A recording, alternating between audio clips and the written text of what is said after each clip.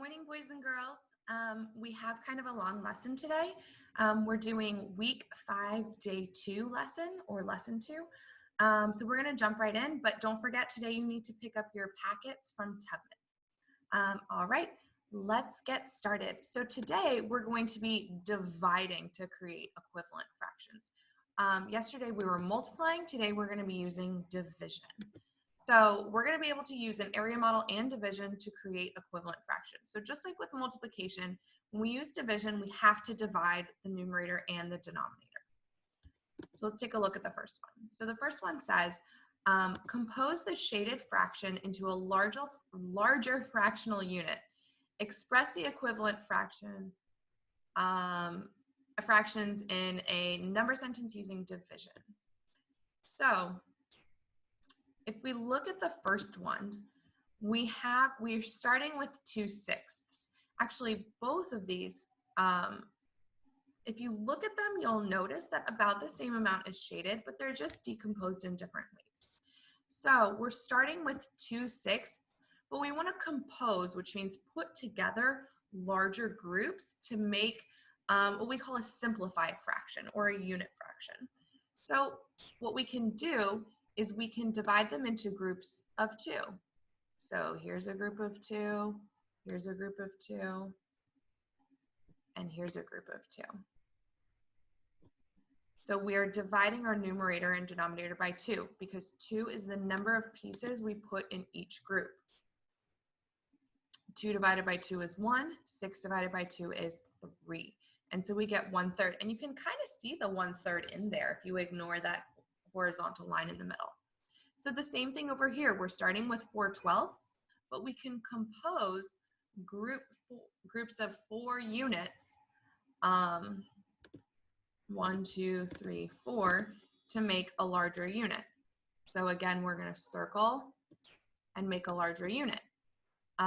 Since there are 4 in each group, we divide our numerator and denominator by 4, and you get 1/3. All right, let's take a look at the next one. Here it says, in the first model shows 2/10. In the second area model, shows 3/15. Show how both fractions can be composed or renamed as the same unit fraction. So we want to show that 2/10 and 3/15 can equal the same fraction.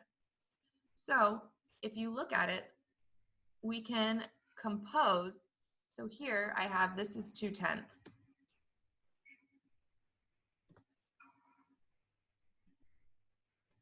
And this one is 3/15.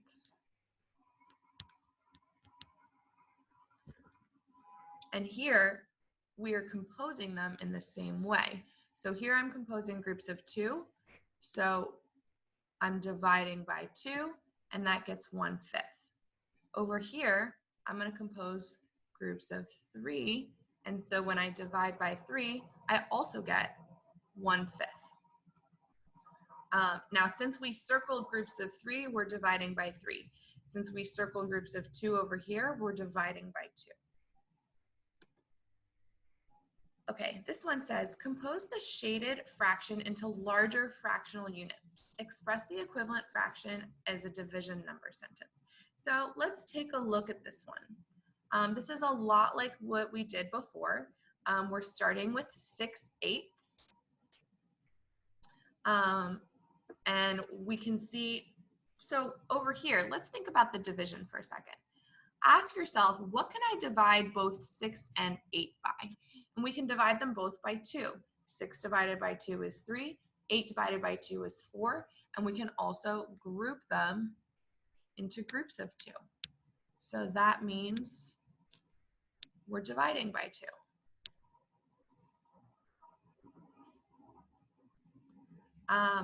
Now, in the other examples, the number we were dividing by was the same as the numerator.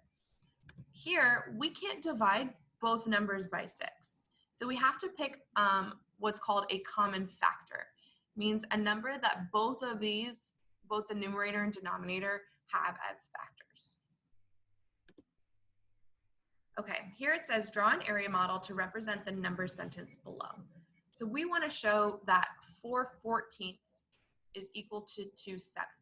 So let's think to ourselves, what can we divide both 4 and 14 by? We're finding a common factor. So factors of 14, and this is when we can do our factor rainbow. So the factors of 4 are 1 and 4 and 2 and 2. So remember our factor rainbow? So let's do a factor rainbow for 14. So we have 1 and 14 and 2 and 7. So the factor that they have in common is 2. So we know that we're dividing by 2. So what we're going to do is model 4/14, and that's what we drew here in the area model, and then compose by making groups of 2. All right. Here it says use division to rename the fraction below. Draw a model if that helps you. See if you can use the largest common factor. So that's exactly what we found before. So 8 and 20, we could divide by 2. That's true. But that's not the largest factor that they have in common. Both of them can be divided by 4. So 8 divided by 4 is 2, and 20 divided by 4 is 5. And here we're composing groups of 4. And I remember I asked you guys to do this in class. And the reason that this one's a little bit more tricky is because not all groups are organized in the same way. So our last group of 4 is vertical here at the end, but it's a little bit easier to find out what we're dividing by first and then make your groups. Okay, now we're doing a let's try, so you need to get out your packets and we're going to go over it together. So you should be following along and filling this in with me. So it says, compose the shaded fraction into larger fractional units. Express the equivalent fraction in a number sentence using division. So we're doing a division number sentence and we're composing. So 2/4 divided by 2. Since we're dividing by 2, we're making groups of 2, and that's what they did here in red. Here's a group of 2, and here's a group of 2, and that equals 1/2. The original picture shows blank out of 4 pieces shaded, or 2/4. 2 out of 4 pieces are shaded. The fourths were composed, shown with circle parts, into equal groups or halves. How many newly composed halves are shaded? Just 1/2. What fraction does that represent? It's 1/2.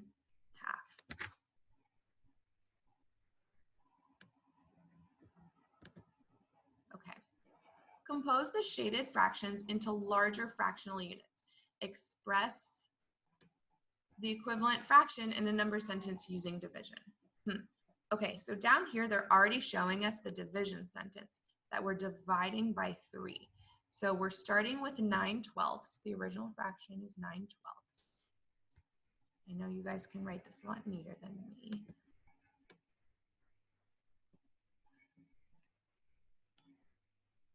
9/12 to start with. And we're going to compose it into groups of 3.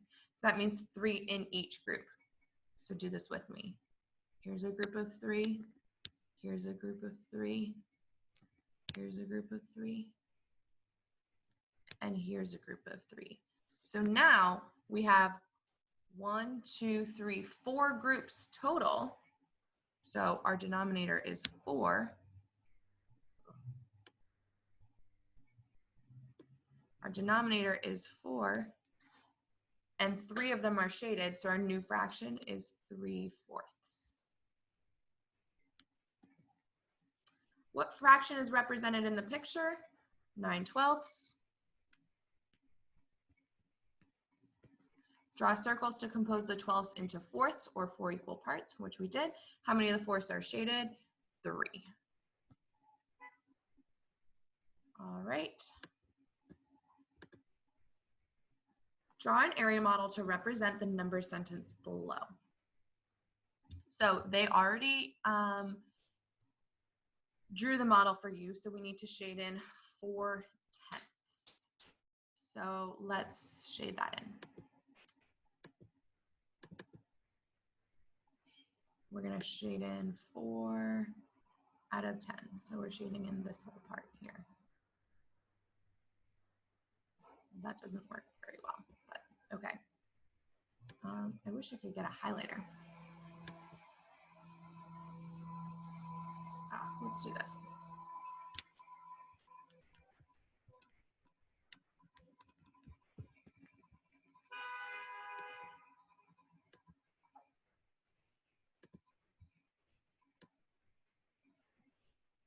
That makes it a little bit easier to see. So we're shading in 4/10. Now we're going to compose it into groups of 2. So 2 in each group. So let me just, so here's a group of 2, here's a group of 2, here's a group of 2, here's a group of 2, and here's a group of 2. And so 2 of my groups are shaded out of 5. So now I have 2 fits. Let's do the last one. Use division to rename the fraction. So 4/8. Now we could divide 4/8 by 2, but we want the largest common factor. So I want you to ask yourself, is there another factor of both 4 and 8? And it's actually 4. So 4 divided by 4 is 1, and 8 divided by 4 is 2. So it's equal to 1/2. Okay, guys, we're gonna have class again today at 2 o'clock. So make sure you complete your problem set, and then at 2, we're gonna go over it together and discuss why this works. Then I'm gonna ask you some questions, and you can check your work. So I will see you again later. Good job, you guys.